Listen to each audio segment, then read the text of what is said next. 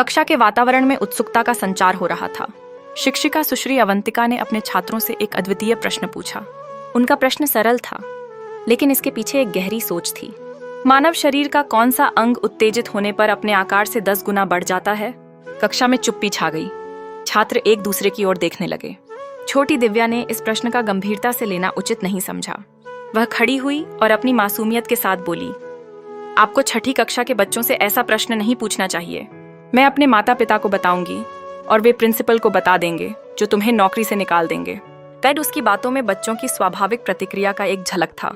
श्रीमती अवंतिका ने दिव्या की बात को नजरअंदाज करते हुए पुनः प्रश्न को दोहराया, शरीर का कौन सा भाग उत्तेजित होने पर अपने आकार से 10 गुना बढ़ जाता है? दिव्या की आंखें चौड़ी हो गईं। वह सोचने लगी, यह तो कोई बड़ी मुसीबत है। सहपाठी उसकी शंका को समझ नहीं पाए।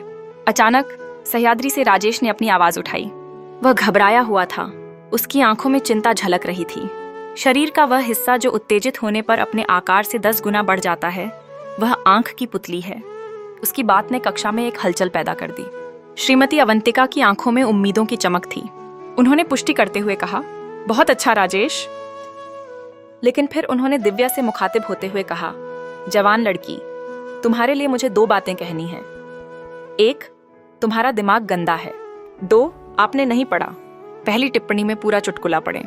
इस मजेदार घटना ने कक्षा में एक नई ऊर्जा का संचार किया। बच्चे आपस में हंसते हुए अपने शिक्षिका के साथ इस स्थिति का मजा ले रहे थे। शिक्षा केवल किताबों तक सीमित नहीं होती, बल्कि इस प्रकार के संवाद और संवादों से बढ़ती है। जीवन के ऐसे अनगिनत क्षण हमें सिखाते हैं कि सही समय पर सही सवाल करने की कला भी ज्ञान का एक महत्वपूर्ण हिस्सा है।